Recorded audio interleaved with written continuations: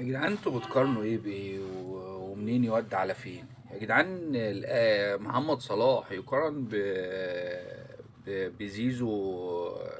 محمد صلاح اللي هيسيب الدوري الانجليزي عشان يلعب في الدوري السعودي يقارن بلاعب بيسيب الزمالك هيروح الاهلي؟ يعني ازاي؟ اولا يعني محمد صلاح لو ساب الدوري الانجليزي هيخسر عقود رعاية بتاعته، اعلاناته، دنيته، حاجات بتعوض اللي هو سابه في السعودية.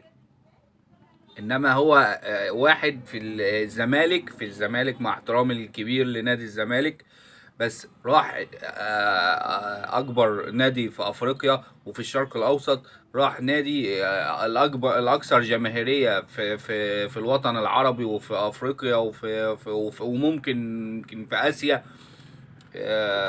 يعني هتقارن ايه بايه؟ قول لي انت. كل الناس بقت بتلقح لعيبه الزمالك على مش عارف ايه، كل واحد عامل بقى نادي الوطنيه بقى محمود حمدي اللي كان ماضي للاهلي امبارح، والاهلي جاب له فلوس وعقود، دلوقتي بيتغنى وبيبيع في صاحبه. انتوا بتقارنوا ايه بايه؟ محمد صلاح دوا لو ساب الدوري الانجليزي، اديداس هتلغي معاه التعاقد، بيبسي هيلغي معاه التعاقد، مش عارف مين هيلغي معاه التعاقد. فانت ده برضو دي حاجات تانية ليها حساب تانية بارقام تانية.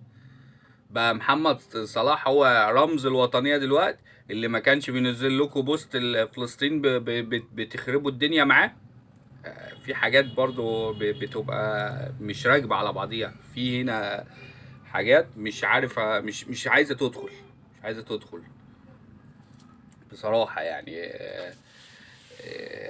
زيزو ساب نادي الزمالك، نادي كبير، نادي عريق، وهيروح نادي أكبر، نادي الأهلي، نادي فيه كل المواصفات الأوروبية، كل الناس بتحكي بيه، النادي التاني على العالم في البطولات، فعايز يحقق بطولات.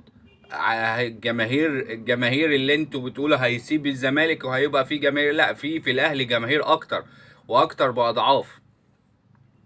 احنا ما نتسواش بحد، احنا كاهلي ما بنتسواش بحد، ده انتوا مسمينا الجمهور الكلح. فما بالك بقى لما واحد ابننا يجي عندنا كده، هندافع عنه ازاي؟ هننهشه بسنان.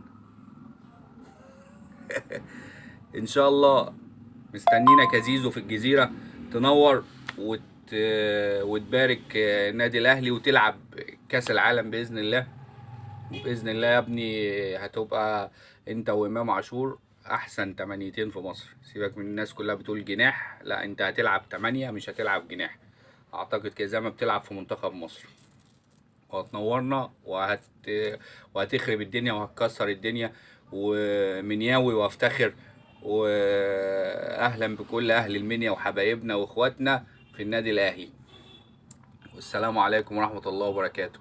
انا في الاهلي بناخد بطولات، بناخد بطولات، بياخد فلوس، بياخد